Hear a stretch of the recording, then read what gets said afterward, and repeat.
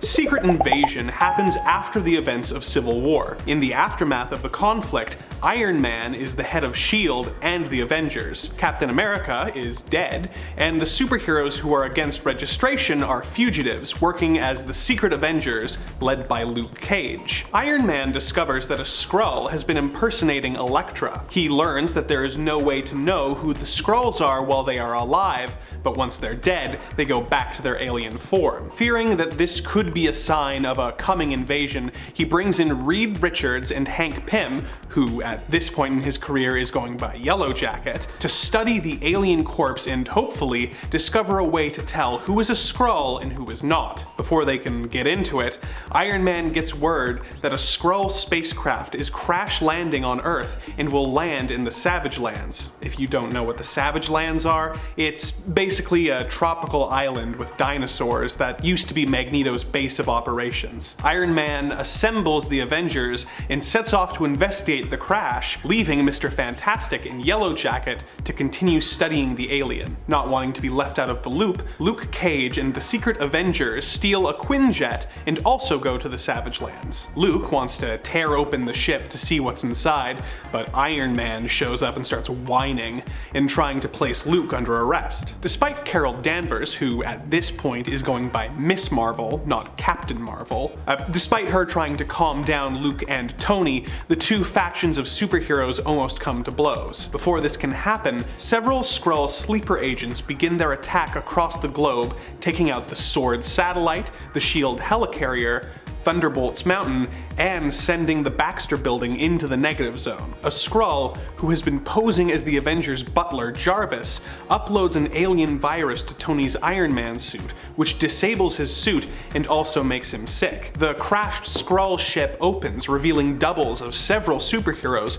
all claiming to be the real superheroes. Back in the lab, Mr. Fantastic thinks that he has uncovered a way to determine who is a Skrull and who is a human, but before he can reveal it, Hank Pym reveals himself to be a Skrull and shoots Richards, making him more of a wad of chewing gum than a man. And that brings us to Issue 2. Issue 2 is relatively uneventful, as it mostly comprises of the Avengers and the Secret Avengers teaming up to fight the mystery doubles who have arrived on the Skrull ship, while dealing with the paranoia of not knowing who they can trust and who is a Skrull in disguise. While this is happening, a group of Super Skrulls, Skrulls who have the powers of various superheroes, attack New York City and begin firing on civilians. Moving on to Issue 3. The S.H.I.E.L.D. helicarrier has gone down in the middle of the Bermuda Triangle. Maria Hill navigates her way through the bowels of the sinking airship, and when she reaches the deck, is greeted by the Skrull who has been impersonating Jarvis, who demands that she surrender. Yellow Jacket shows up at Camp Hammond, a training ground for newly registered heroes, and tells the Initiative that they need to prepare for the upcoming battle and go into New York to fight the Skrulls. In the city, the Young Avengers are locked in battle with the invading Skrulls, barely holding them off when the Initiative shows up to support the young heroes. Meanwhile, in the Savage Lands, Carol Danvers drops off Tony Stark at an abandoned lab to try and fix his suit, while she sets off for the city to try and help out there. So, Iron Man is by himself trying to deal with his suit and his illness when Spider-Woman shows up and reveals that she is actually the Empress of the Skrulls. She tells Tony that he is actually a Skrull sleeper agent who had their mind wiped, and that the events of Civil War were actually part of a plan to divide the heroes, making it easier to conquer the Earth. Tony, of course, finds this surprising and isn't sure what to believe. Is it better to be a smart invader who started a civil war to divide the heroes just in time for a massive invasion, or to be an allegedly really smart superhero who accomplishes the same thing by accident? Who's to say? Back in New York, the heroes are getting their butts kicked by the Skrull. They are being subdued, and Vision is getting his mind blown. Just when all seems lost, you know who shows up? Nick Fury rolls up with his brand new band of Howling Commandos, ready to kick those Skrulls to the curb. In issue 4, we learn that Mr. Fantastic is alive and is being held prisoner in space on one of the Skrull ships. Back in New York, the Howling Commandos, the Initiative, and the Young Avengers manage to beat back the invading Super Skrull. Miss Marvel, who, just to remind you, is Carol Danvers at this point and not Kamala Khan, shows up, but Fury thinks she's a Skrull and shoots her with his energy gun, leaving her to be overwhelmed by Skrull. Back in the Savage Land, the Skrull Empress continues to try and convince Iron Man that he's a Skrull. Black Widow overhears this conversation, but is interrupted by the versions of Jean Grey and Beast who emerged from the crashed ship. She manages to take them out and they are revealed to be Skrulls. The Spider-Woman Skrull escapes and Black Widow talks to Tony and tells him that her spy instincts tell her he's not a Skrull, and that the Skrull Empress was just messing with him. Wolverine shows up, and the three heroes talk about their situation and agree that they need Mr. Fantastic. Meanwhile, in space, Agent Brand, the head of S.W.O.R.D., is still alive, floating around in the cosmos. She manages to sneak on board and decides to mount a rescue mission to save Reed Richards. Back in New York, the Hood and his villainous friends watch the invasion on television. The Hood decides that they will prepare to intervene and help the heroes save Earth, as no Earth would be bad for business. Thor turns up with Captain America in tow, which is odd because we were all under the impression that he was dead. Issue 5. At Thunderbolt's Mountain. The Thunderbolts are being attacked by the Skrull who was impersonating Captain Marvel, the Kree warrior Mar-Vell, not Carol Danvers, who is Miss Marvel instead of Kamala Khan, who is no one at this point. The leader of the Thunderbolts, Norman Osborn, realizes that the Skrull can't bring himself to kill any of them. He talks to the Skrull and discovers that he was a sleeper agent who, until he was activated, truly believed himself to be the heroic Captain Marvel and is having trouble committing to the bad guy thing. Rather than continue attacking the Thunderbolts, Mar-Vell leaves. Nick Fury brings the heroes to his New York base, where they witness a broadcast where several Skrulls who have been posing as celebrities and world leaders give the people of Earth a really long-winded speech that essentially boils down to assimilate or be destroyed. Thankfully, back in space, Agent Brand has managed to rescue Mr. Fantastic on the Skrull ship. They fall under attack, but are saved by the Skrull Captain Marvel, who has decided that world domination is overrated. Brand and Richards make their way back to Earth to try and save the day. Back on the sinking SHIELD helicarrier, Agent Hill pulls a sneaky with a life model decoy and escapes the Skrull, blowing up the helicarrier in the process. Meanwhile, back in the Savage Lands, the heroes are all arguing about who is and isn't a Skrull when Brand and Reed show up in their spaceship. Reed fires a beam that reveals everyone's true form, making the heroes able to attack and defeat the secret invaders among them. By the way, Iron Man's not a Skrull. Leading us into Issue 6. Issue 6 opens with the Skrull who is posing as Mar-Vell, who goes by the superhero name Captain Marvel, because Carol Danvers is still Miss Marvel at this point in the continuity, who is not a Skrull. I'm getting lost. What was I talking about? Oh, yeah. The Skrull dies in an explosion, but not before telling Marvel Boy that he must save the Earth. We see a montage of all the heroes over the globe fighting off the Skrull. Alpha Flight doesn't get a panel, but I'm assuming it's because they were having a fight so awesome that the writers thought that including it would overshadow the rest of the comic. Back in New York City, all the heroes who were in the Savage Lands team up with all the heroes who were fighting in the city to fight the Skrull forces. They are soon joined by Thor, Captain America, the Thunderbolts, as well as the Hood and the other villains. This unlikely team bands together and they take on the Skrull army. Issue 7. As the battle rages, Spider-Man remains optimistic, saying that things can't be too bad because the Watcher has not shown up. So anyway, the Watcher shows up, and the heroes and Skrulls continue to fight. In Avengers Tower, Jessica Jones, who at this point is married to Luke Cage and has a child, Danielle Cage, watches the battle on television with Jarvis. She decides that she needs to help her fellow heroes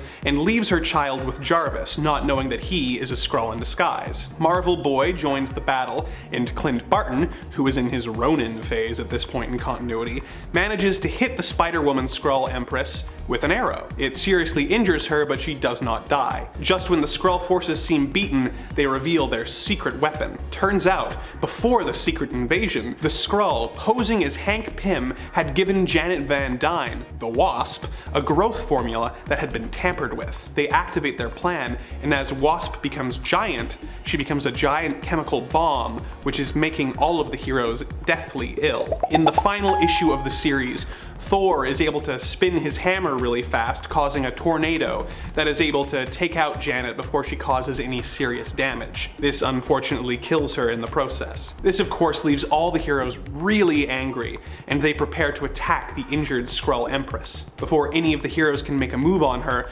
Norman Osborn kills her with a gunshot to the head. The heroes take out the remaining Skrull ships and find a ship which contains all of the missing people the Skrulls have been impersonating. While this is happening, the Fantastic Four manage to close the Negative Zone portal, although the Baxter building has been pretty much destroyed. When the real Jarvis is found on the Skrull prisoner ship, Jessica Jones realizes her mistake and rushes back to Avengers Tower, only to realize that the Skrull Jarvis is gone and has taken her baby with him. Tony tries to chum it up with Thor after the battle, but the God of Thunder is having none of it, and tells Tony he considers him responsible for the invasion, as he had divided the heroes with the Civil War and failed to prevent the invasion despite being the leader of S.H.I.E.L.D. and the Avengers. This sentiment is echoed by the President, who fires Stark and replaces him with the man who saved the Earth from the Skrull Empress, Norman Osborn. The President puts S.H.I.E.L.D. and the Avengers under the Thunderbolt's banner and gives Osborn control of the entire operation. This of course thrills Norman, who meets up with some of his supervillain pals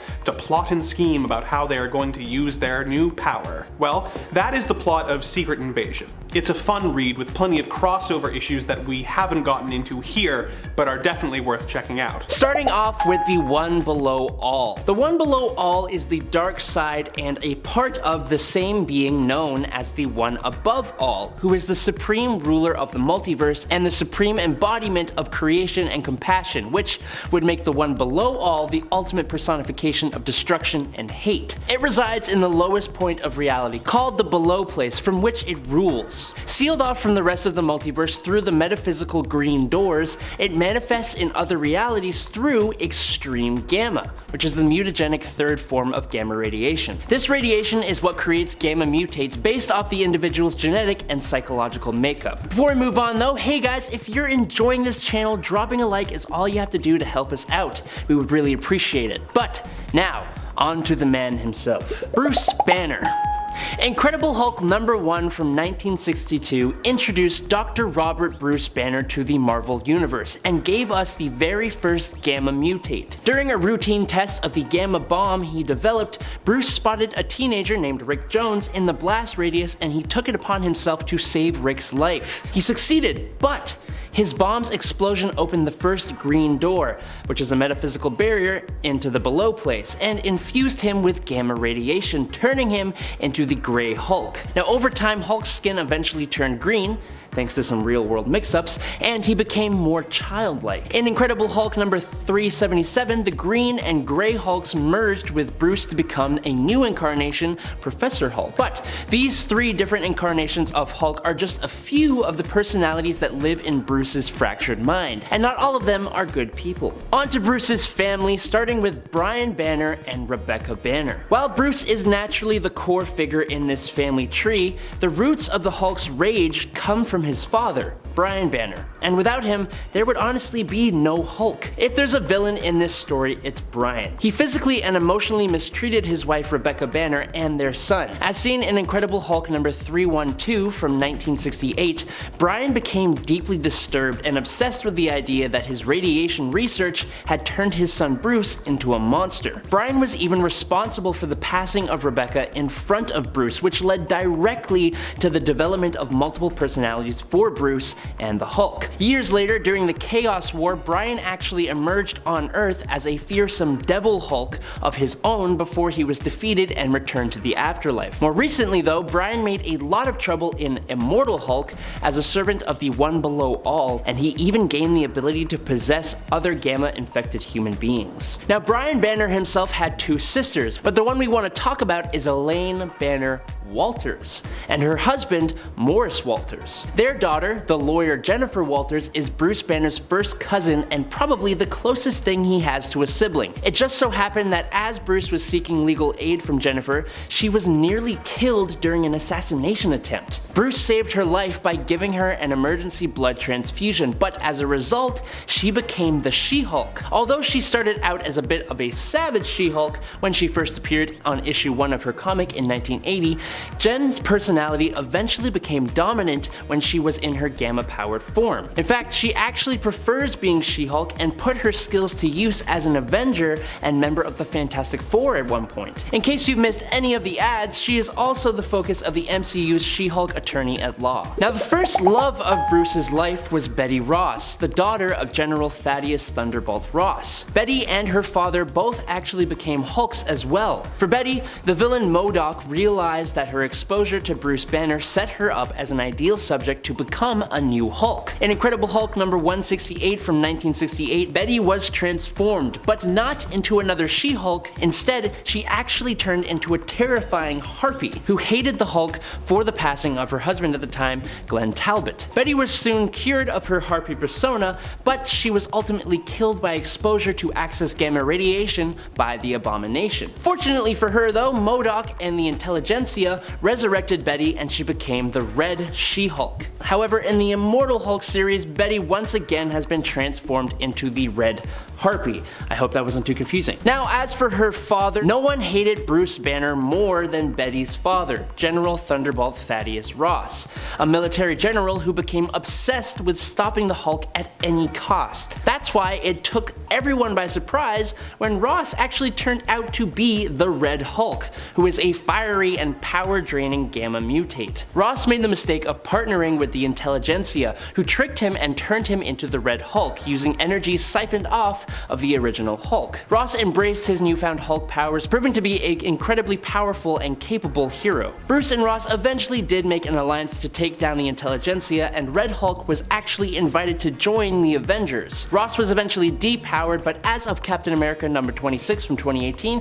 he is once again the Red Hulk. Now, when the Hulk was banished from Earth by the Illuminati during Planet Hulk, he crash-landed on the planet Sakaar, which is where the Hulk met his second wife, Kaira. Although Kaira appeared to die in the destruction of Sakaar, she actually gave birth to Bruce/Hulk's first children, Scar and Hero Kala. Scar became an incredibly powerful warrior with a vendetta against his father, but thankfully Scar and Bruce reconciled before becoming a formidable father and son team. Unfortunately for Hero Kala, his taste for power and vengeance corrupted him, and he also nearly destroyed the Earth in Incredible Hulk's number 617, before his father and brother sealed Hero Kala within the center of an alien planet. Hulk's other daughter is a bit trickier to explain. The short version is that Lyra is a daughter of the Hulk and Thundra from the alternate future timeline of Earth 715, where only 5% of the female population were fertile. Hulk and Thundra were never actually a couple.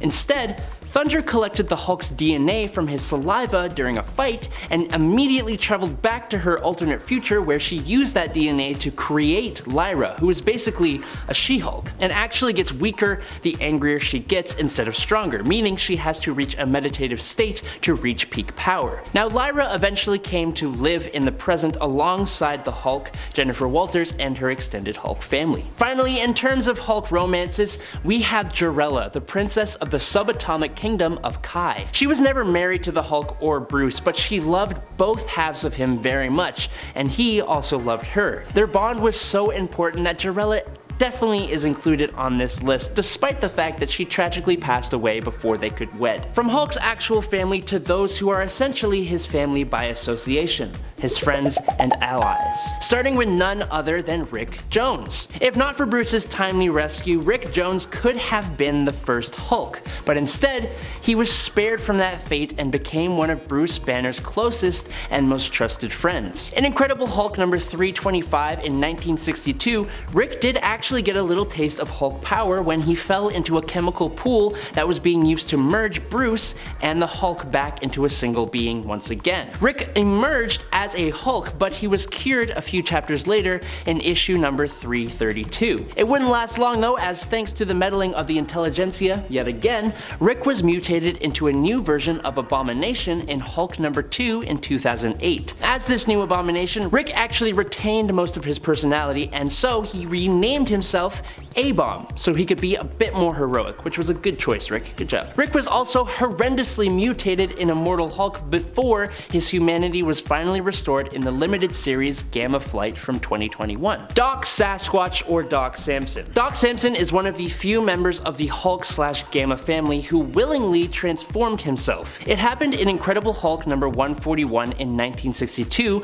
when Bruce Banner was temporarily cured of his Hulk persona by removing the excess radiation from his body. Samson couldn't resist taking that power for himself, but he wasn't turned into a full Hulk. Instead, he was given superhuman strength and a striking head of green hair, likely due to his psychological makeup with him wanting to be a hero. In Immortal Hulk, Doc Samson got trapped in the below place and instead resurrected into the body of Walter Lankowski, also known as Sasquatch. He then became a green-haired version of the Sasquatch. Despite his great strength, Samson's greatest contribution to the Marvel Universe has been actually as a therapist for heroes and villains in need. During the event World War Hulk, Amadeus Cho was one of the few heroes who stood by the Hulk in his battle against the Illuminati. This was fueled by Amadeus' unshakable assertion that the Hulk is actually a hero and not a monster. Now, years later, in Totally Awesome Hulk number 1 from 2015, Amadeus got his wish to become a Hulk as well. As revealed in issue number 4, Amadeus absorbed the excess gamma radiation from Bruce,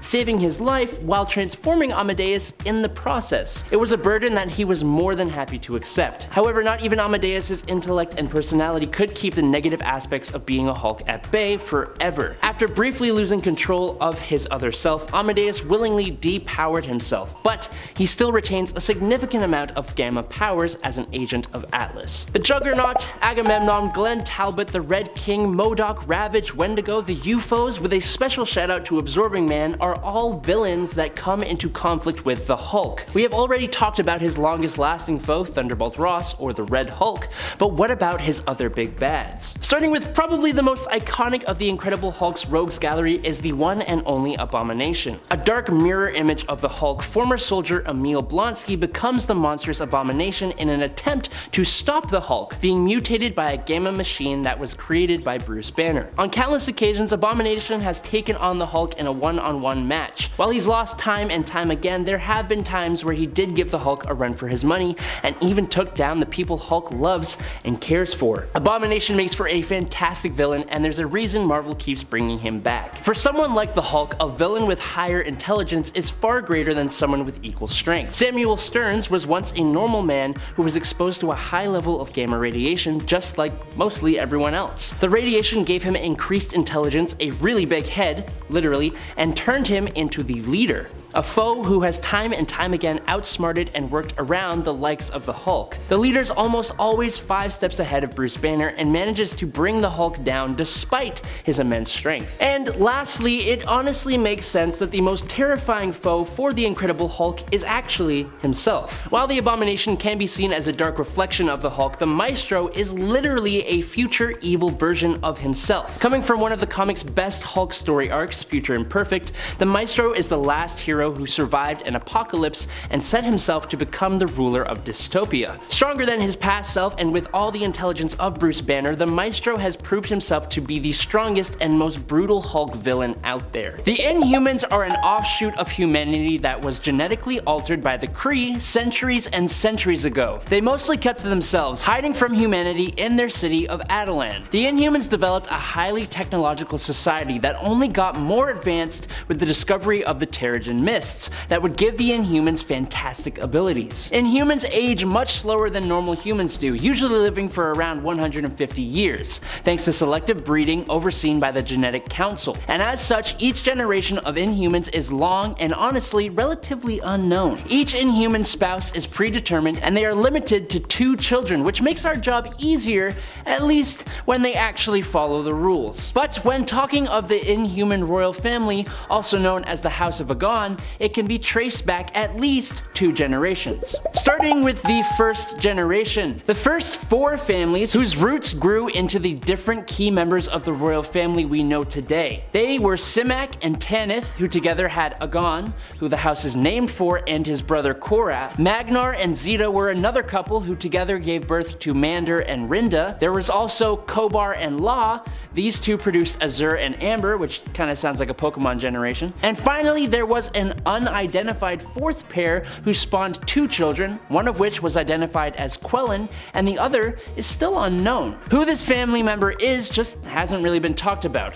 Honestly, a lot of the Inhuman royal family history isn't known, being only given to us in brief little flashbacks, with information that is really only key to the story it's being told in. But from here, the royal family splits even more into the 2nd generation and their children. Here we see the offspring from each of these original 4 families come together in different combinations. But first, if you're enjoying this video, make sure to drop a like. That's all you gotta do to let us know that we're doing a good job. Now, starting with the royal family's namesake, Agon, son of Simak and Tanith, was betrothed to Rinda, the daughter of Magnar and Zeta. Agon and Rinda were seemingly the first who began producing offspring around 100 years ago. Now, their first child was named Blackagar Baltagon, or simply Black Balt. Agon decided that Black Balt would be exposed to the Terrigen Mist while he was still in the womb. Shortly after Black Balt was born, they discovered he had awesome powers. These powers were complete control over the electrons around him, and the power he is most well known for, an incredibly powerful hypersonic voice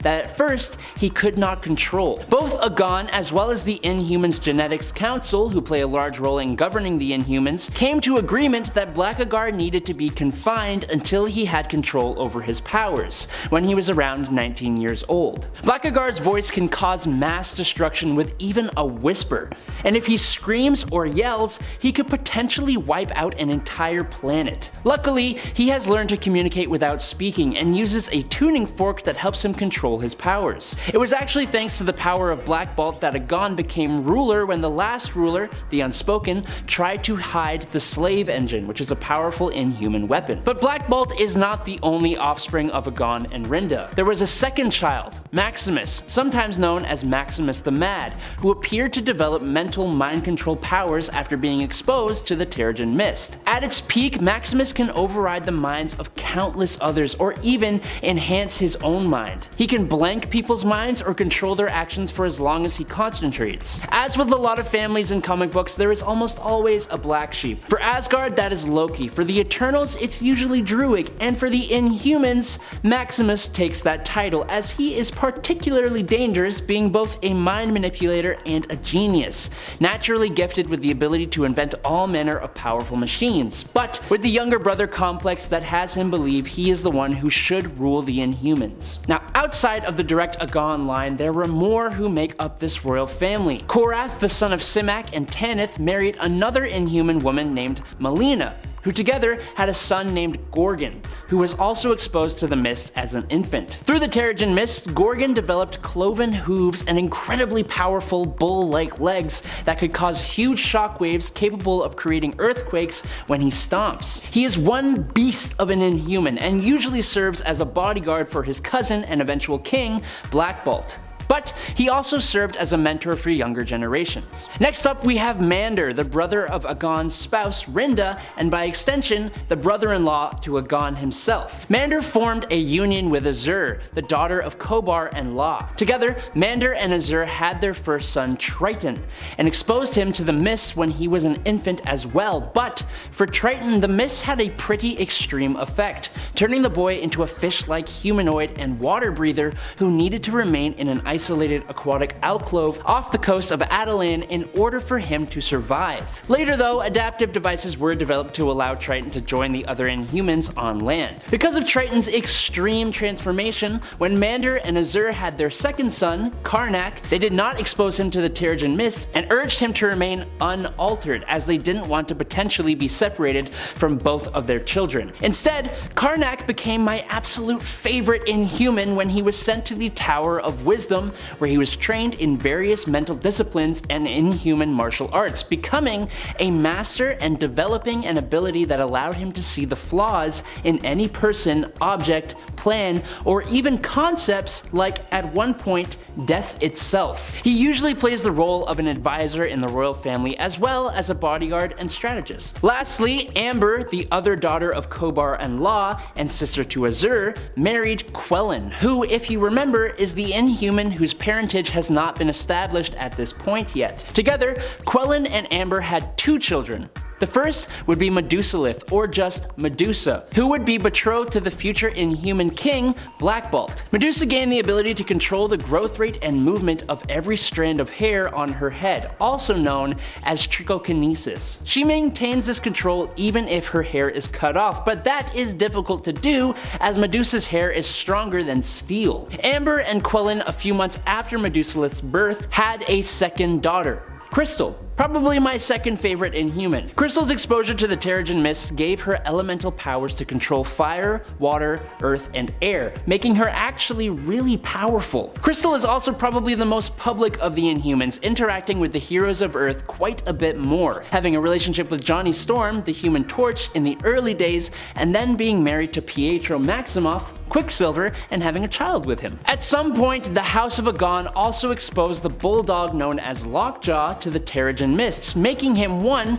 humongous, but also 2, developing the power to teleport. Lockjaw was the loyal pet to Crystal, but also obeyed most of the royal family as well, using his teleportation to be a key member of the family and a very, very good boy. With these key Inhumans being who the story centered around for a long while in Marvel Comics, some have had children of their own. Keeping the trend of starting with the direct family of Agon, Black Bolt and Medusa had a son together named Ahura Boltagon. Now, Ahura was born without consent of the Genetic Council, and he had similar powers to his father, but after exposure to the mists and his banishment to Earth, his abilities were replaced with much more sinister ones, and he had quite the spell of madness, just like his uncle, Maximus. This led to him becoming a large threat to the Inhumans, and they worked very hard to try and treat him. After a whole hubbubaloo with Kang the Conqueror and Terrigenesis, Ahura has the ability to split his soul to create psychic phantoms that can possess others. He can also create psychic constructs and can astral project. Now, Ahura has a cousin in the form of Luna, the daughter of both Crystal and Quicksilver. She is the first ever Inhuman and mutant offspring, sometimes called an Inmutant. Very clever. The thing is, the cross of these 2 powerful species actually canceled each other out, leaving Luna as kind of a normal human being. At least at the start. When Luna was 6 years old, Quicksilver was depowered by the decimation of mutant kind. In an attempt to regain his powers, he exposed himself to the Terrigen Mists and brought Luna back to Earth with him, where he exposed her to some collected mist as well, believing this to be a birthright she had thus far been denied. The process was successful and granted Luna the ability to sense, remove, and alter the emotions of others at will. Next up would be the children of the tank of the Inhuman royal family, Gorgon. Gorgon loved and married another Inhuman by the name of Mira, who sadly passed away. Now, Gorgon had 2 children, presumably with Mira, who also gained animalistic qualities after Terrigenesis. Alecto, their daughter, gained pretty cool leathery wings that allowed her to fly, obviously. Her younger half-brother, Petrus, was pressured by his father into undergoing the process of the Terrigen Mist at a young age, during Thanos' invasion of Earth. After coming out of the mists, Petrus transformed into a more Minotaur-like form with a large bull or bison-like head, with a relatively normal human, or I guess Inhuman body. Last but not least would be the son of Karnak. When all of the Inhumans' Terrigen Mists was destroyed, Karnak handed his son over to Mr. Sinister in order to awaken his latent powers without the need of Terrigenesis. Interestingly, Lear gained the ability to amplify the powers of other Inhumans, but apparently this power could only be used one time, which has already happened, so we don't know if he has more powers waiting to rear their head. The only other large addition to the royal family would be when it was revealed that the Kree, who had experimented on humans to create the Inhumans, also carried out the same experiment on 4 other species on 4 different planets. This had been kept for thousands of years until the discovery of the Universal Inhumans, which is the group for all 5 of these Inhumans human populations. These races were also implanted with a genetic memory that would give them the urge to unite together as one people. The genetic memory claims that the 5 queens, one of which being Medusalith of Earth's Inhumans, will join the one king who returns from the forever night and band together in a new holy land which will be known as New Hala. So basically, for a short period of time, Black Bolt had 4 other wives, being the queens of the other Inhuman societies, but they were all de-lifed, so it doesn't really matter anymore. What is the Marvel Multiverse? Well, while it might feel massive, it's actually a small area of the Omniverse, which contains within it all possible multiverses that have ever existed. The Marvel Multiverse is made of divergent realities based on various possible outcomes for some of Marvel's most prolific events, with various actions and choices of those involved shaping various realities. Some of these realities also exist with similar characters and events, but simply displaced into different time periods. The Marvel Multiverse is believed to be limitless, stated to be so even by the Beyonder, who said there is a seemingly endless number of dimensions. The Book of Vishanti also confirms this, estimating there are literally a transfinite number, that is a number greater than infinity, of universes within the Marvel Multiverse alone. The Web of Life and Destiny is believed to act as a map of the known multiverse, where its nodes represent universes and the threads connecting them are believed to be people, chiefly spider totems, which of course connect the universes. While the DC Multiverse has a clearer point for its inception in the comics, the Marvel Multiverse was more developed over time, with a few key moments and key characters leading up to and explaining how it was shaped, instead of being wrapped up in one major event created to help sort of fix the continuity of its universe, which for DC was the event known as Crisis on Infinite Earths. Here we don't have a single event, but more a growth and expansion over time that led us to the definition of the Marvel Multiverse. When it comes to the beginning of the multiverse from a comic history standpoint, some cite the first Marvel Comics as its origin, Motion Picture Funnies Weekly issue number 1 from 1939, or more commonly known and accepted as the first Marvel comic, Fantastic Four issue number 1 from 1961, possibly also an important number in regards to the multiverse. These comics are considered by some to be the beginning of the multiverse, since technically, retroactively, it has existed within the world of the comics since then. How did we come to the idea of the Marvel Multiverse though? When was it first invented? How was it integrated? In reality, it was a bunch of tiny little steps that actually brought us to the concept of the Marvel Multiverse and the naming therein of the main reality as Earth 616 and the often numerical designations of other realities. Back in 1962, in Strange Tales issue 103, Johnny Storm gets his first glimpse into the multiverse when he travels to the 5th dimension, which would later be designated Earth 1612. In 1963, the multiverse began to expand in terms of our knowledge of its history in the comics, with various worlds including Subatomica and Earth 6311, aka Kang's Other Earth, showing up in Fantastic Four. The FF team in general would actually be really important when it came to establishing and defining areas of the multiverse and its rules.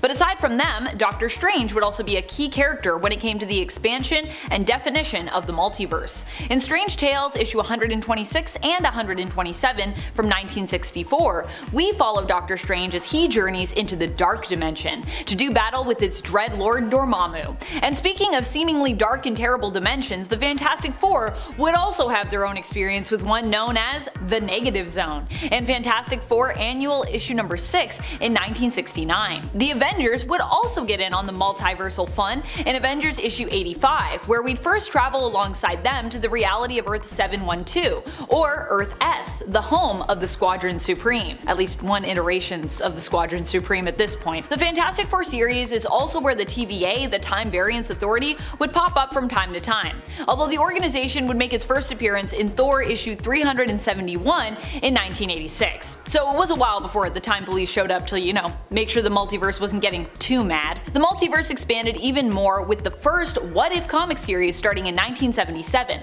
which was all about revisiting events that had happened in Marvel Comics and answering questions surrounding possible differences that could have occurred, such as what if a hero had made another choice? How would the universe be changed? Creating multiple alternate universes just by answering these questions in each issue, some of which created such popular realities that they got their own series or line of comics, such as with the Spider-Girl series of the MC2 reality of Earth 982, which spun out of a What If issue, so pretty cool. When it came to defining the borders, if you will, of all these universes, there were a few people that were key. These people were instrumental in determining what to call this collection of worlds and the main continuity, as well as determining where the borders existed between various universes and multiverses. One figure of major importance in all of this was Mark Grunwald, also known for being the one to inspire the character Mobius M. Mobius of the Time Variance Authority. Grunwald was the first one to use the term multiverse when it came to describing the madness that was this booming and ever-expanding collection of possibilities and alternate Marvel realities. Grunwald first coined the term multiverse over at Marvel to describe this collection of universes, but he didn't stop there. He even established that the Marvel multiverse existed within a greater omniverse, which was the collection of all fictional multiverses and real-world multiverses even, so even our reality, that had ever existed. First to write the term Earth 616 in print was writer Alan Moore and artist Alan Davis in the story Rough Justice, which was in the Marvel UK anthology The Daredevils issue number 7, first released in 1983. Later on, this story would be reprinted in the more familiar Marvel UK series Captain Britain. The term is used by Saturnine, who uses it to differentiate Captain Britain, Brian Braddock, of the main Marvel universe from other members of the Captain Britain Corps. Here the multiverse was established as being protected by Merlin. The Captain Britain Corps were created to protect their own version of the British Isles, protecting all versions across the multiverse collectively. Or at least, that was what they did, before they were all killed at one point. Speaking of multiversal protectors, each universe also has a Sorcerer Supreme to protect it, and each universe also similarly seems to have their own Spider-Man or Spider-Person to protect it, as we learn with the revelation of the existence of destined spider-themed heroes known as Spider Totems, who are connected through the Web of Life and Destiny. Going back to the Captain Britain origins for the term 616, it would also later be used in the USA-based Marvel Comics title Excalibur by writer Chris Claremont and once again artist Alan Davis, who is pretty key in actually getting the term Earth 616 out there and making it a thing. Dave Thorpe, the writer on Captain Britain prior to Alan Moore, was also mentioned in regards to the credit of the term Earth 616, and was named as such by Alan Davis, who obviously was super key to the integration of this term Earth 616 in the comics, having been there pretty much throughout and since the beginning of it. Why 616? Well, some claim that Thorpe picked it because it was the number of the beast. Many think of that as 666, but one of the earliest manuscripts of Revelation actually identifies that number instead as 616, and that it was used as a sort of commentary on his feelings about the modern superhero genre, which he apparently wasn't a huge fan of. Thorpe has apparently said that he came up with the number via numerology, taking the number of 666 and subtracting 50 to get 616. However, if you believe Alan Moore to have picked it, it was reportedly said by his son-in-law that Moore picked it at random because he liked the idea of a higher number Earth in comparison to lower numbered Earths in other multiverses out there, such as DC's multiverse, which usually has lower numbers for their alt realities, such as Earth 1 and Earth 2 and Earth 3. It's also theorized that the term 616 could have been chosen in honor of the first issue of Fantastic Four, with 61 resembling the year, 1961, and 6 resembling June, the 6th month, which was when it was released. Since its inception, this has been a formula sometimes actually used in the numbering of other universes within the Marvel multiverse, which is why it kind of makes sense that people think that's where 616 comes from. While many realities claim to be the futures of Earth 616, the 2099 reality of Earth 928 is believed to be the true future of Earth 616. But you know, with so many possibilities out there, even that claim should be taken with a grain of salt. Perhaps the truth of the matter is that Earth 928 is one of the more widely embraced futures among creators and fans. Earth 928, the 2099 future reality, and Earth 982, the MC2 reality, I would say hold top spots for greatest favorites for potential Marvel futures amongst fans. How did the Marvel multiverse come to be within the comics? The first firmament, one of the ultimate creators in the multiverse, was shattered by a war between its creations, the Inspirants, and the Celestials, where the Celestials were rebellious against the first firmament. The Inspirants instead frequently sought the firmament's approval, doing things only to please them. From the defeat of the first firmament, the multiverse was born and over time grew, leading the first firmament to at one point grow jealous regardless and basically attack its personification, known as Eternity, during its 8th incarnation. That's right, you thought there was only one Marvel multiverse? No, there have been multiple iterations of the multiverse, which has been shown to be cyclical, with each incarnation of it ending in destruction and following that its rebirth, building up from ground zero, typically.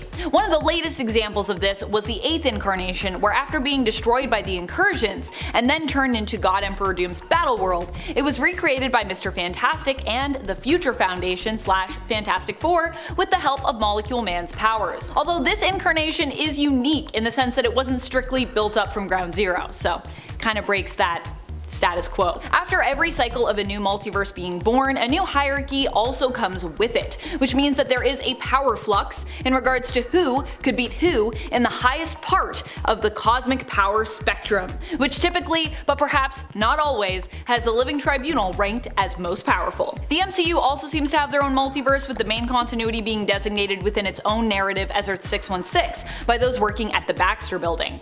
However, outside of their own multiverse, in the wider scope of the comic book multiverse, the main reality of the MCU was actually designated as Earth 199999. So that's a bit confusing. The multiverse was a concept first introduced in the MCU during the first Doctor Strange film, with the concepts of the mirror dimension and the dark dimension. Fairly fitting considering that even in the comics, Doctor Strange was one of the characters integral to introducing and shaping the multiverse. When it comes to the MCU multiverse, Phase 4 has seen a huge expansion of the concept, with shows like Loki expanding greatly on it with the variants and the TVA, and the animated series What If, inspired by the likewise foundational comic series of the same name, as well as films like Spider-Man No Way Home, which saw Sony's Spider-Verses incorporated into the Marvel Cinematic Multiverse, or MCM, as well. When it comes to Sony's Into the Spider-Verse franchise, this series also seems to have its own contained multiverse, separated from the MCU or the comics, although similar in many ways to the comics.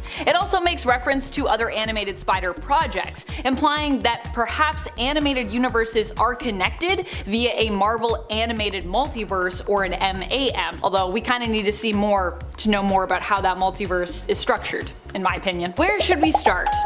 Okay, how about at the beginning, where all of this madness started with Venom. When this symbiote first appeared in the comics, it was believed and actually advertised as being simply a new look for Spider-Man's Peter Parker. However, fans didn't really like his new threads so much, and so the new costume was transformed into a new character, becoming Venom, a symbiotic alien made of black goo that came from outer space. Namely, as we'd learn later, from a planet named Clintar. We would learn that Venom had actually been cast out from the Hive Mind, the collective of Clintar symbiote minds, which connected them all. But where did Venom come from? Other than Clintar, I mean, who made Venom? Well, that is actually believed to have been Null, the one who also made the first symbiote, known sometimes as the All Black, Venom's oldest sibling. Daddy Null isn't just the father of Venom, you see. He is the father of pretty much all symbiotes that exist on Clintar, having created the planet and the race known as the God of Symbiotes himself, and as an eldritch god of darkness. Yeah, Null really old. But Null wouldn't just be a father to these many symbiotes. Honestly, Venom has more siblings than I have time to mention them all individually in this video, and many of them still remain unnamed in the comics as well. But trust me, they are all out there and there are a lot of them. Null can also be considered at this point a grandfather and even a great-grandfather when it comes to the Venom family tree, because after Venom came to Earth, it also ended up getting somewhat busy with itself, making other little baby symbiotes. That's what happens when you reproduce asexually. You don't get busy with other people, you just make babies. Venom and other symbiotes of Clintar besides are asexual when it comes to their reproduction, meaning that they don't need a mate to, well, mate. Although it should be noted that it wasn't until after Venom connected with his host, his, you could say, soulmate, Eddie Brock, the Venom would produce offspring. Do with that information what you will. Scientifically, however, symbiotes typically only ever give birth to one offspring, but Venom is a special case. It had symbiotic babies extracted from it at one point against its will, which challenged the normal reproductive symbiote status quo. So the Venom symbiote kind of breaks the mold when it comes to the limits of symbiote reproduction, at least as we know it to exist in the rest of the universe. Regardless of whether or not being with Eddie had any impact on the time when Venom reproduced, Eddie is still a very important figure in Venom's life and family tree, often being regarded as one of the symbiote's closest allies and basically Venom's life partner. Initially, when Venom came to Earth, it merged with Spider-Man, but was rejected by the hero. Upset and hurt by the rejection, Venom chose to bond with Eddie Brock, who also had his own reasons for hating Spider-Man. The two bonded over their hatred of the hero, and it often was what kept them together, at least initially. Venom has other hosts, but if we have time, we'll try to touch on that later. For now, let's talk about all of Venom's kids. The first and eldest symbiote among Venom's offspring would be Carnage. Carnage was actually born during a prison breakout. Eddie, you see, was locked away and was cellmates with notorious serial killer Cletus Cassidy. Cletus and Eddie did not get along, and in some versions of the story, Venom arrived right in time to save Eddie, as Cletus had planned to murder him in his cell. That's how much the two did not get along. Although to be fair to Eddie, Cletus really likes murdering people. So regardless of if they got along, a murder attempt would have probably been inevitable. Carnage was born as Venom broke Eddie out and the two escaped, which also in turn freed Cletus, who had now merged with Carnage. The symbiote bonded to Cletus's blood, which some have explained as happening due to it being newborn, and of course due to Cletus having a cut on his hand, where Carnage could enter through. As Carnage, the two bonded would prove to be even stronger than Venom, and would require Venom and Spider-Man to team up in order to take on Carnage during the Maximum Carnage crossover event, which is pretty crazy because, you know, they're enemies. Venom was supposed to be a bad guy. Although symbiotes usually only produce a single offspring, Venom was forced into producing more after they were kidnapped by the Life Foundation, which, you know, sounds like it would be a lovely scientific organization based on the name of it, but really, it isn't. The Life Foundation is usually more concerned with the safety of the wealthy elite than advancements or defenses to protect all life, as their name would or should imply. They managed to capture Venom and forcibly harvest 5 new children from it, 5 seeds if you will, who would become known as Phage, Lasher, Riot, Agony, and Scream, all of them symbiotes. The first 4 in particular would become quite close during the time with the Life Foundation, possibly because Venom was under duress while spawning these new offspring. These 5 children were not nearly as strong as Carnage was. As a result, Phage, Lasher, Riot, and Agony became used to merging together to create the hybrid symbiote. This was of course when they weren't busy with their own individual hosts. Lasher would actually be bonded to a dog at one point, which would then have private military personnel working in tandem with the symbiote bonded doggo. So that person that had a symbiote was like, my symbiote's a dog. And the other symbiotes were each bonded to private military personnel hired by the Life Foundation initially. Scream is more often associated with doing their own thing. The Scream symbiote was bonded initially with the schizophrenic Donna Diego, a Life Foundation security guard codenamed Strike Agent 4. Venom's final child, thus far anyways, I guess we'll see if Venom has any more children, is Sleeper. Sleeper is also a unique symbiote, and although it's not as powerful as Carnage, is seemingly more powerful than the Life Foundation symbiotes. It's kind of somewhere in the middle, I'd say. Sleeper was born with the assistance of Eddie Brock, who did his best to help the Venom symbiote through labor after discovering that the symbiote was expecting. This is probably the closest the two have ever gotten in terms of like a semi-shared pregnancy with each other. Initially, Venom hid the fact that they were expecting from Eddie, only hinting at the possibility, but eventually all was revealed and Venom confessed that they had been scared to actually share that information with their host. Eddie, however, stood by Venom and attempted to stay bonded to the symbiote while it gave birth to help give it strength. Sleeper was initially believed to have died while being born, but was later revealed to be alive and well, an overall healthy small little bundle of goo. Sleeper was also delivered with the help of Alchemax and would end up there to be studied, as was permitted by Eddie Brock and the Venom symbiote so long as the research being conducted on their baby was non-invasive. Venom would come to visit Sleeper regularly and was wary of the symbiote bonding with a host too early, as they were basically worried about the potential for Sleeper to be corrupted by a host, wanting to avoid the potential evil that Carnage had become. Which I get it, if you had your first child and they were like literally the worst of the worst, I feel like every time you had kids thereafter you'd be like, oh, hopefully this one isn't like an evil murderer. goodness. Someone who would also become good friends with Sleeper was Dylan Brock, who is, yes, the son of Eddie Brock and his ex Anne Wang, the secret son of the pair. Apparently, when Dylan was conceived, Eddie and Anne both had been bonded to the Venom symbiote at the same time, and because of that, it was believed that Venom was also in part a genetic donor to Dylan's creation and birth. Anne herself was also surprised to find herself pregnant with Dylan after the experience of becoming She-Venom, while Eddie was also still bonded to the symbiote. So this wasn't necessarily a normal pregnancy for Anne either. Dylan is actually the current host of Venom, who has been tasked with looking after Dylan and keeping an eye on him during his father's absences. It wasn't until recently that Eddie and Venom learned of the existence of Dylan and how he was Eddie's, Anne's, and in a way, Venom's son. But the two together have wholly embraced the concept of fatherhood as they accepted Dylan into their family tree, working together to keep him safe, even when he was being hunted down during the Absolute Carnage event by a resurrected Carnage who sought to revive Null by absorbing the codices within the spines of all the former symbiote hosts on Earth, which was a pretty crazy event, but fortunately, Dylan made it through.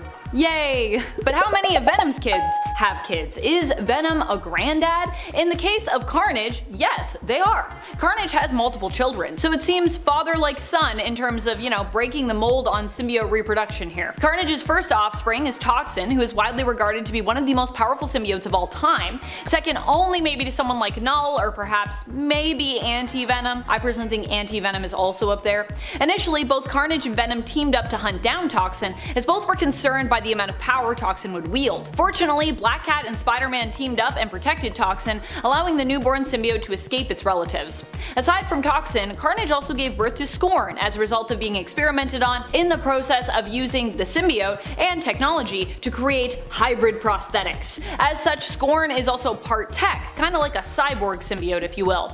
Then there are the symbiotes born from Carnage's own experiments with the Darkhold, one of which is Raze, the other of which was bonded to Jubilila Van Scotter, and Unnamed, both of which are now believed to be deceased. The symbiotes, of course, not necessarily their hosts. They were seemingly used up in a fight against Chthon and Carnage, and so they're no longer around. I think Scorn at this point also might be gone. And we thought Toxin was gone, but I'm pretty sure Toxin's alive? Yeah, a lot of death. Doesn't go well if you're a Carnage offspring. Aside from children, grandchildren, parent, and main host, Venom has also had a slew of other influential hosts as well as genetic recipients and clones over the years. Here's a brief list of some of the most influential members of that extended part of their family, but not all of them because I'm running out of time here. Cloned from a piece of Venom's tongue, we have Mania or Maniac, mutated clone Anti-Venom, dubbed the original host Kree Telkar. Other than Eddie Brock, possibly one of the best heroic hosts we've seen for Venom, Flash Thompson, aka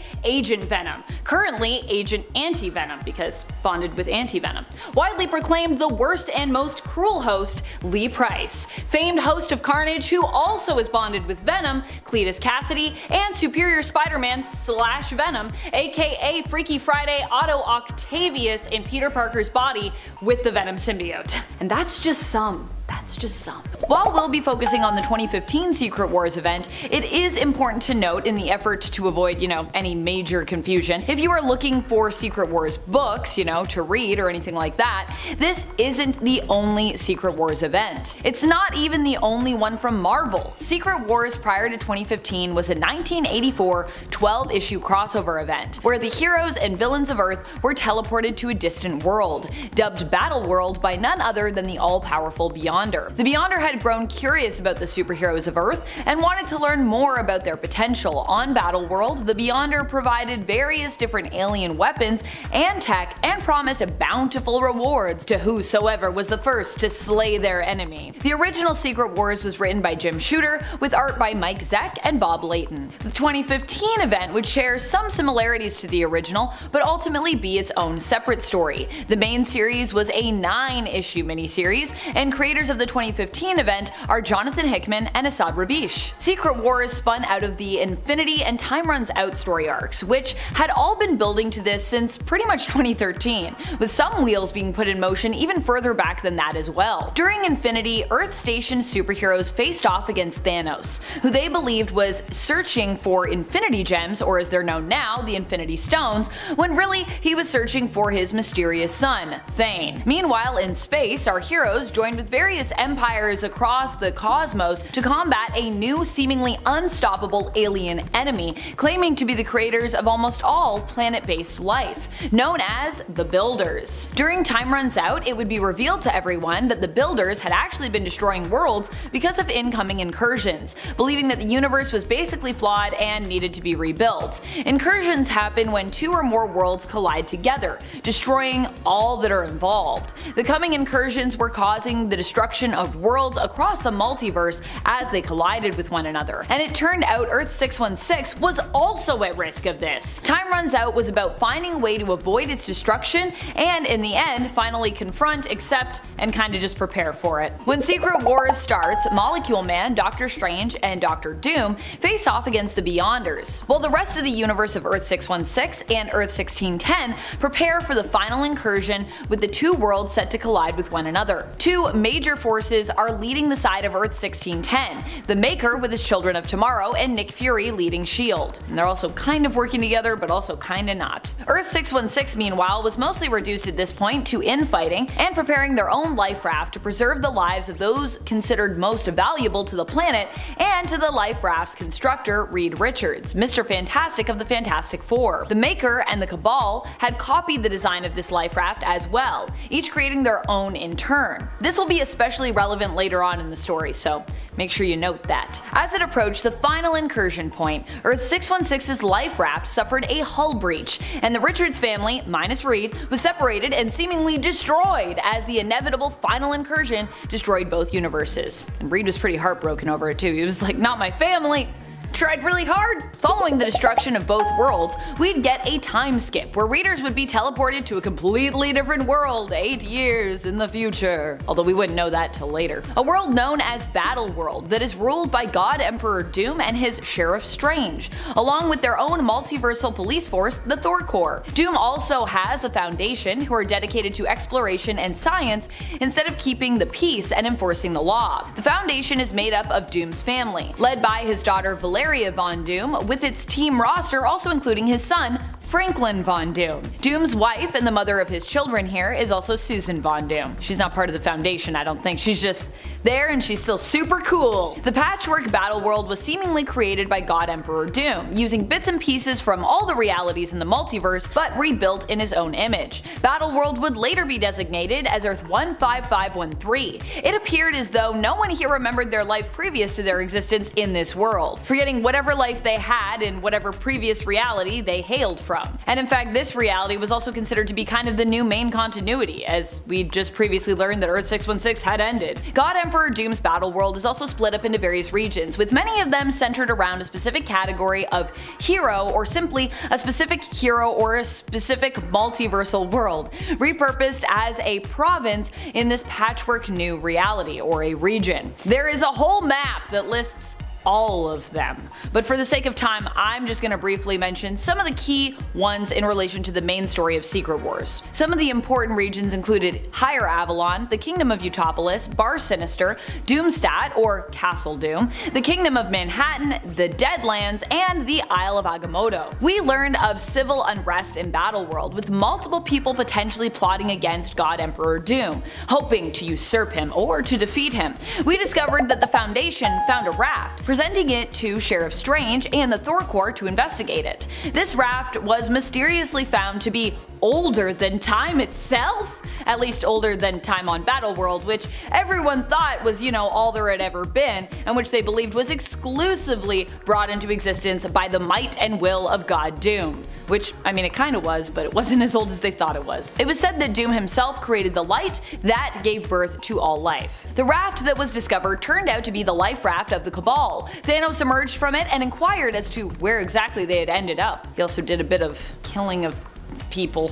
That's the Cabal for you. Sheriff Strange made some reports to Doom before returning to the life raft to investigate the death of one of the Thor Corps, killed by, of course, as I said, the Cabal. He had sent the Thor Corps to quarantine and further investigate the raft after learning of its existence from Valeria and the Foundation. During his investigation into the murder, he found another surprising survivor in the life raft, Miles Morales, Spider-Man of Earth 1610. Yo, hey Miles, how you doing? Meanwhile, Doom revealed to Sue that he was doubting himself and his ability to act as the god the Battleworld needed and deserved. Sheriff Strange takes Miles to his Sanctum Sanctorum, here known as the Isle of Agamotto. Here Strange reveals that another life raft was found 3 years prior, which, it turns out, carried the survivors of Earth 616. Hey! Strange also reveals that he is one of the few people who know what is really going on, and the Battleworld is not actually as old as time at all, and he knows that. But it's really only 8 years old. That's when we found that out, coming into existence following the final incursion and destruction of the multiverse. Back on the kingdom of Utopolis, where the Cabal's life raft was found, the Thor Corps continue to hunt them and eventually find and engage the Cabal in combat. Strange also reveals what really happened at the beginning of the story when he, Doom, and Molecule Man are seen facing off against the Beyonders. Turns out they were able to defeat them, and Doom ended up taking the power of the Beyonders for himself and using it to build his battle world. This battle world, making himself the god and the emperor of it. This revelation inspires everyone eventually to turn on Doom, but when a Phoenix-empowered Cyclops from Earth 616 stands against Doom, even his power proves not strong enough to defeat him. Phoenix is not going to bail us out of this one. Later, Sheriff Strange is confronted for betraying God Doom. Strange taunts Doom, claiming that Doom is afraid of the Earth 616 survivor Reed Richards, his sworn enemy. Doom, in response, kills his right-hand Strange. That's what you do when someone's like, I think you're just jealous. You're dead. Well, especially if you say that to Doom. He will just kill you dead. Doom holds a funeral for Sheriff Strange, but does not reveal the details of his death because obviously that would be suspicious, and does not give a reason either as to why he needs the Foundation to pursue the survivors from the raft who have since disappeared into hiding on Battleworld. He publicly blames them for Strange's death, but cannot explain how they escaped what would be his wrath in this instance. After all, he is a god. They shouldn't have been able to just get away, right? His own daughter, Valeria, even seems suspicious of this and definitely clocks it. This is the beginning of her suspicions on her father. Later, it is revealed that Doom's power comes through Molecule Man. Doom had been killing Molecule Men across the multiverse in preparation for the final incursion, in order to gain enough power to defeat the Beyonders. While he succeeded in doing so, the main reality Molecule Man was needed as he acted as a conduit for the Beyonders' power, helping to feed it constantly to Doom, maintaining in essence his godlike power level and abilities. Molecule Man warns Doom that Strange's death could be the beginning of the end for him. He's like, things are gonna unravel, I see it. Could be a thing coming, watch out. Also, bring me food. Please bring me food. The Foundation continues to search for the survivors of the rafts, some of which we learn have successfully infiltrated various regions of Battleworld, like Jane Foster's Thor, who managed to sneak onto the Thor Corps to create dissent from within. Flash forward 3 weeks, Battleworld is getting more chaotic as more and more people rebel against the God Emperor, with a secret rival appearing and a mysterious leader known only as the Prophet. While the hunt continues for the survivors of the rafts, only a few have been caught so far. Valeria learns of the source of her father's power and begins to become even more suspicious of him. However, later when the two Spider-Men, Peter Parker of Earth 616 and Miles Morales of Earth 1610, are sent by the two Reeds of Earth 616 and of course of Earth 1610 to infiltrate Castle Doom and find the source of Doom's power, Valeria, upon running into them, chooses not to join them for fear of the truth that, she'll likely uncover. She doesn't want to be suspicious of her dad, she just kinda is, The Spider-Men find Owen Reese, Molecule Man, and upon asking if they have anything for him to eat, Miles offers him a cheeseburger that he'd been keeping in his pocket. A kindness that will be super important later. After wolfing down the burger, Owen confesses upon being questioned by them that he is the force that fuels Doom's power source if you will. Finally, a full-scale rebellion rises up from all sides with Thanos tearing down the shield, which is an alternate version of the Thing turns out, who is convinced to collapse at Thanos' behest,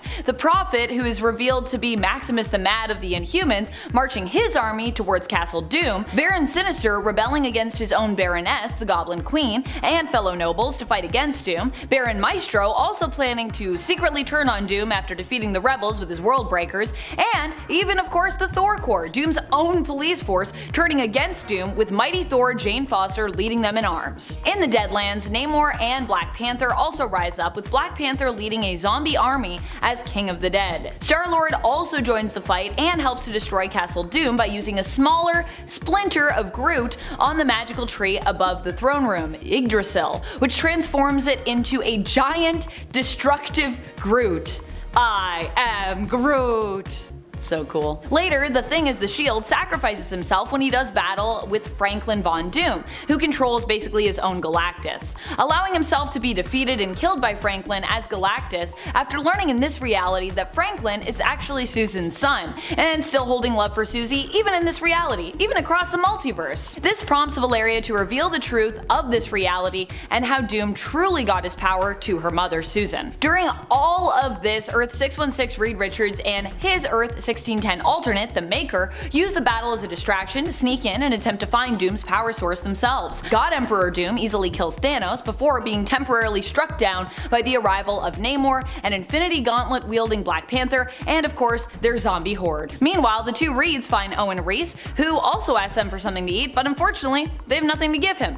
The Maker attempts to betray his 616 counterpart, only for Molecule Man to intervene, freeing Reed and striking down the Maker. After Doom defeats Black Panther by destroying the Infinity Gauntlet, he realizes all this has been a distraction and heads to the chamber where Molecule Man is kept. Molecule Man also asks Doom if he has brought him anything to eat, which he of course also hasn't. Molecule Man thus declares that Reed and Doom are on equal ground in his eyes, neither of them had anything for him to eat, and the two begin to fight against one another. Reed claims that Doom could have done a better job with Battleworld, but his fear of losing it prevented him from doing so. Doom likewise calls out Reed for thinking he could have done a better job with the power Doom had. Reed admits that he did think kinda just that he would have done better in Doom's shoes. And Doom agrees that Reed likely would have done a better job as he gets ready to condemn Reed to death. But because both men agreed and Molecule Man is still right here watching all this, he decides to give the power of the Beyonders over to Reed from Doom,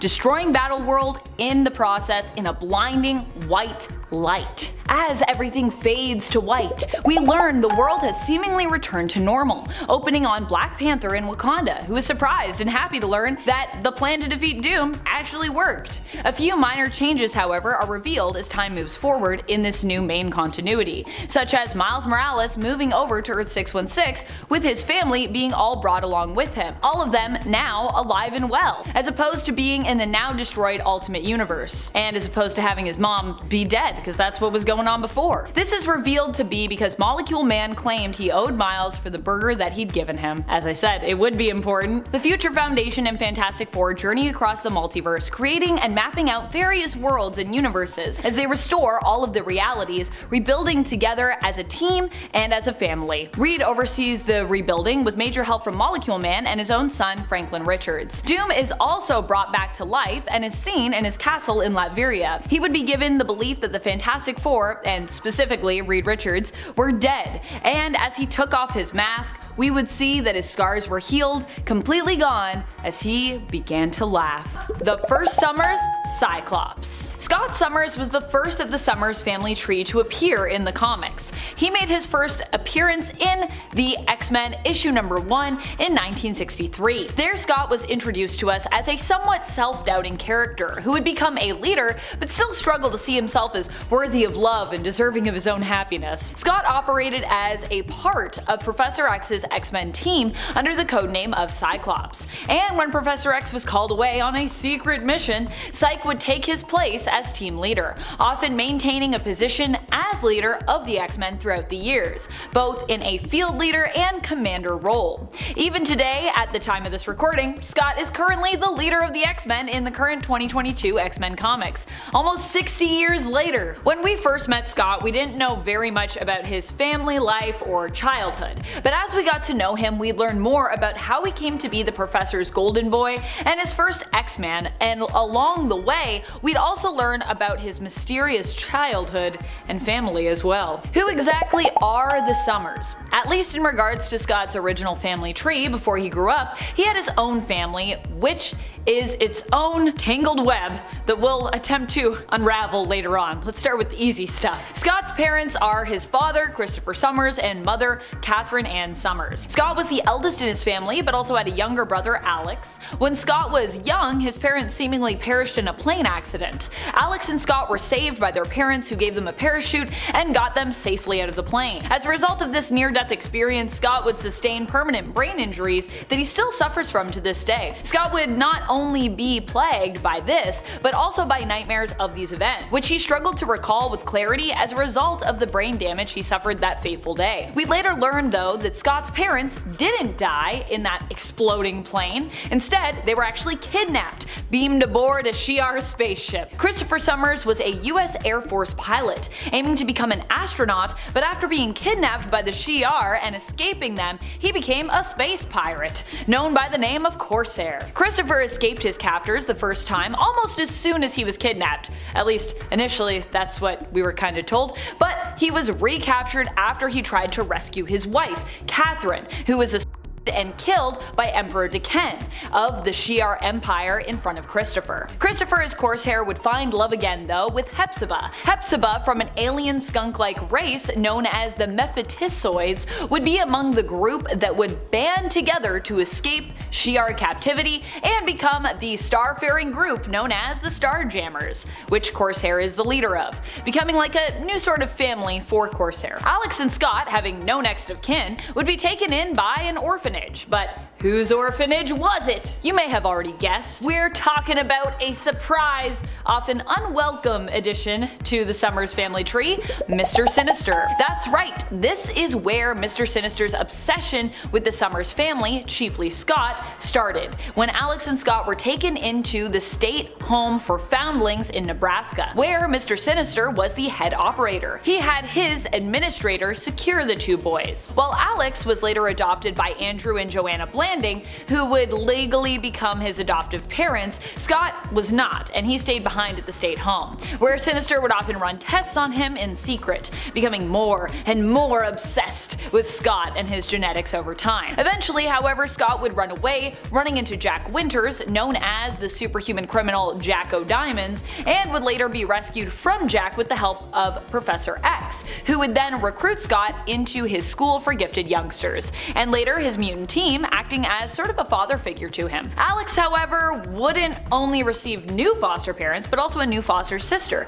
Haley Blanding, who's also part of our family tree. The Blandings actually adopted Alex to help them heal from the death of their son, Todd Blanding, and in a way, they wanted him to replace the hole that Todd had left in the family, kind of also making him like be the new Todd?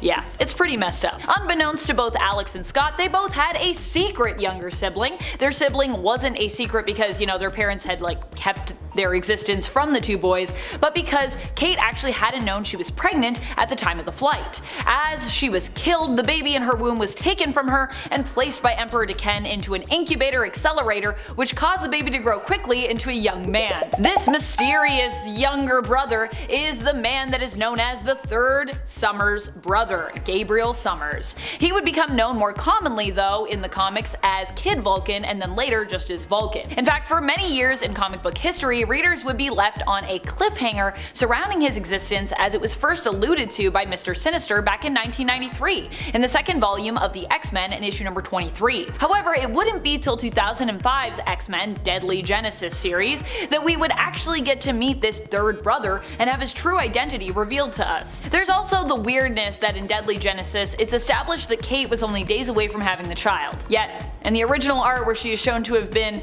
made to join Emperor Deken's harem and then she's killed, she looks very non-pregnant.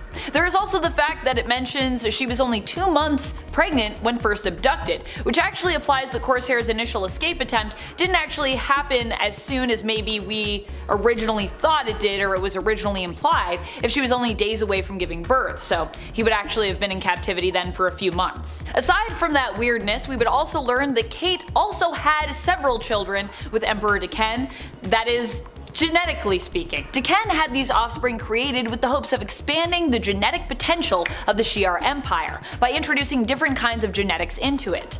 When he was young, Adam was taken from the lab he was created in by Jonath, who became his adoptive father, hiding Adam's true origins from him. Adam would grow up and later become known as Adam Naramani, or codename Adam X. And originally, as he appeared shortly after Sinister alluded to Scott having multiple brothers, not just Alex, it was believed that he was the one, other than Alex, that Sinister was referring to. Adam X was a half-brother to Alex and Scott, but later Gabriel would be implied to be, that extra brother, although Sinister could have been talking about both or either for all we know, really. Adam is of course both tied to the Shi'ar royal family and to the Summers family tree, as he would later learn. Between the three brothers, each had their very own different life experiences, which would lead them to having different kinds of families. So before we move on, let's go forward and talk about some of their kids, the Summers children, and weird relations. I feel like for the Summers brothers' families, it is easier for me to go in reverse order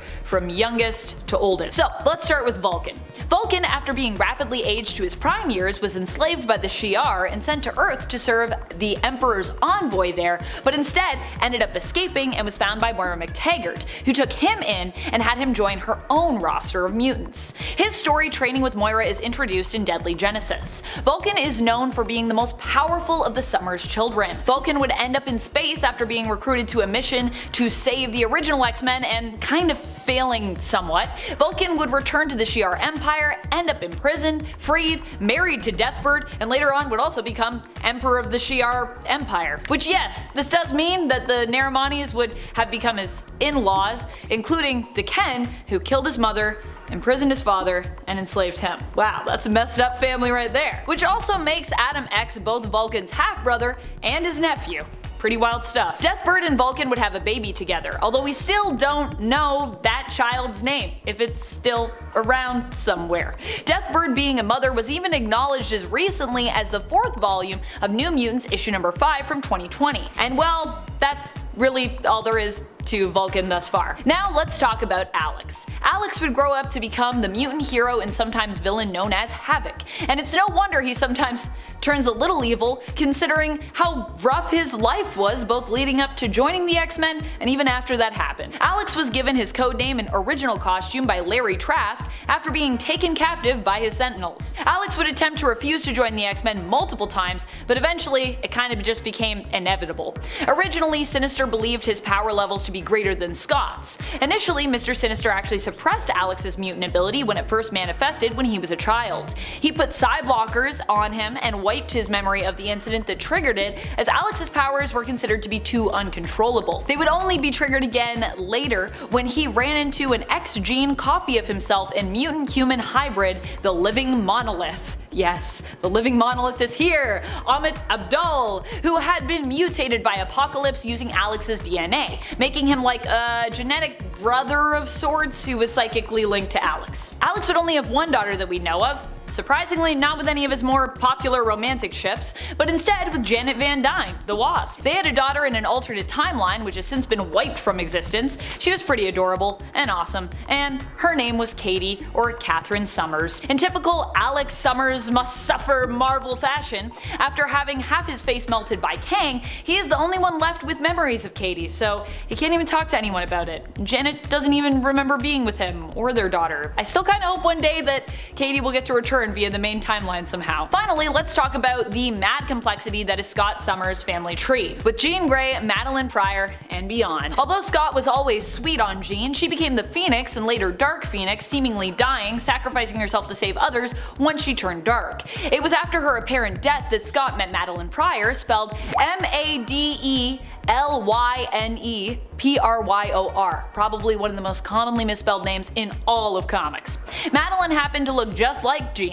What a coincidence! Scott fell in love with her and left the X-Men to settle down with Maddie. Together, the two had a baby, Nathan Christopher Charles Summers, initially referred to in the comics as Baby Christopher. However, their relationship started to deteriorate when Scott decided to return to the new, old X-Men team, X-Factor, after Jean Grey was revealed to be alive and well, herself joining the team. dream. Jean hadn't died, it turned out, but was simply in a stasis cocoon at the bottom of Jamaica Bay, while the Phoenix adopted her form and personality, appearing as her, later seemingly perishing. But of course, this is the Phoenix Force, so we know that that is not true.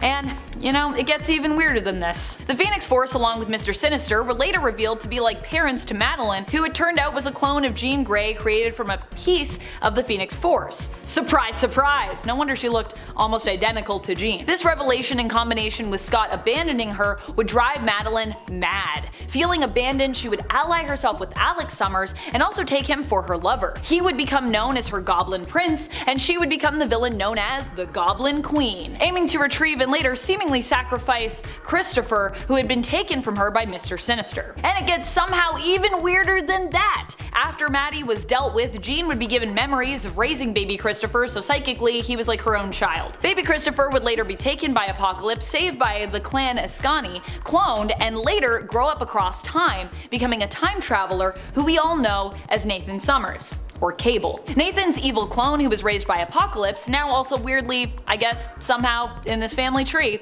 would be known as Strife. Cable would rescue the mutant Messiah, meet a woman named Hope, who he fell in love with and married, and name the adopted baby mutant Messiah Hope Summers, after his wife and her adoptive mother. His daughter Hope had a biological mother before that who died, which we now know was named Louise Spaulding. Before being with Hope Summers though, Cable would be married to Aaliyah Dayspring, his first wife, with whom he had a son known as Tyler Dayspring, aka Genesis. But not Apocalypse's wife Genesis, or Apocalypse's younger clone Genesis, or Apocalypse's alternate universe son Genesis. None of those Geneses. In a weird twist, Aaliyah was also an initiate in the clan Ascani, who originally saved Nathan when he was a baby. The other weird thing about the clan Ascani is Mother Ascani, who saved Nathan as a baby, is also part of the Summers family tree, being a daughter of an alternate reality pairing of Scott Summers and Jean Grey. So Nathan as a baby was actually saved by his alternate reality stepsister, or you know, just sister if you consider Jean to truly also be his mother. Let's rewind back a little bit to after the X-Men beat Madeline Pryor during the events of Inferno. Scott would end up later married following his disastrous relationship with Maddie,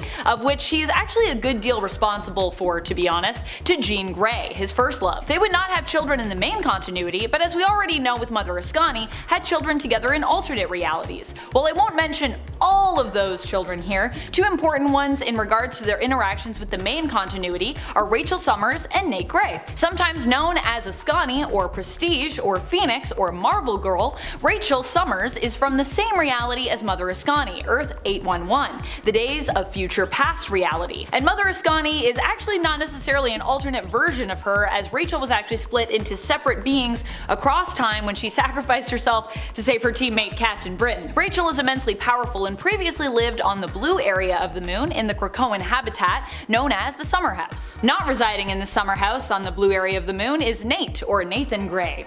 Nathan Grey actually has a psychic link with his alternate reality self Cable, and is like Cable if he wasn't infected with the techno-organic virus, making him kind of like a more perfect being. Nate Grey is actually the genetic offspring of Jean Grey and Scott Summers, and was made by his reality's Mr. Sinister, who there is just known as Sinister, although he was also raised by his reality's Forge, so that's kinda like his foster dad. Nate Grey goes by the codename X-Man, and is basically like a mutant version of Jesus. He hails from the reality of Earth 295, the Age of Apocalypse reality.